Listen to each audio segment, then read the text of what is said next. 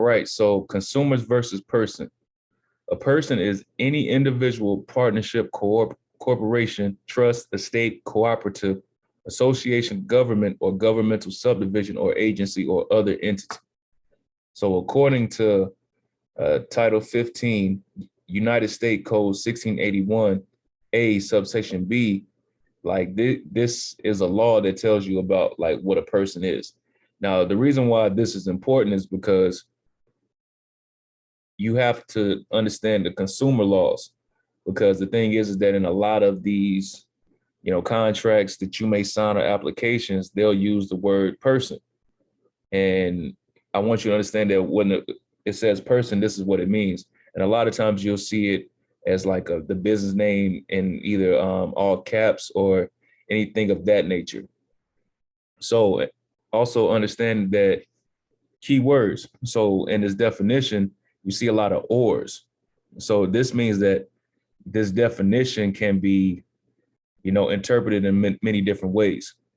So always understand when there's ors, that the word or in any type of law, that means that it has it's an opening of being interpreted.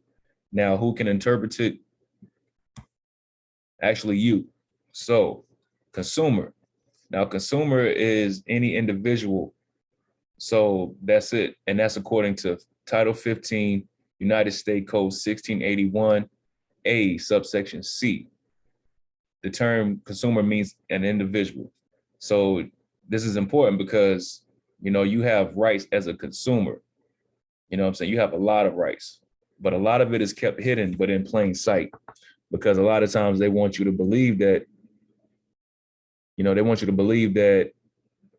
you are a citizen of the United States. Now, that's a lot of people have like did a lot of research and find out that the term United States means corporation. And I can actually show you where you can find a lot of these laws that are meant to like actually help you. So you type in 15 USC, let's just put in 1681. These laws are important.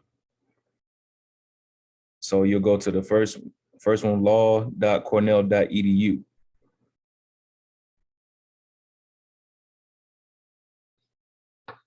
We'll go into this a little bit deeper, but I just kind of want to give, everybody, something where we get this information from. So for instance, like before any law or any United States code, they have what is called like their findings. So like, as you see, like consumer reporting agencies have assumed a vital role in assembling and evaluating consumer credit and other information on consumers. So this word assumed, this means that like, this is open for interpretation. So these, your TransUnions, Experience, and Equifax, they just assuming this role. You know what I'm saying? But as you see right here, there's a need to ensure that consumer reporting agencies exercise their grave responsibility with fairness and partiality and a respect for the consumer's right to privacy. So we're going to get in a little more deep detail about that, but just wanted to show you where you can use the law and see the law. You just kind of filter through this, and the consumer rights goes very deep. So always remember that you are a consumer and not a citizen. Okay, so when it comes to credit, you are a consumer. Always remember that.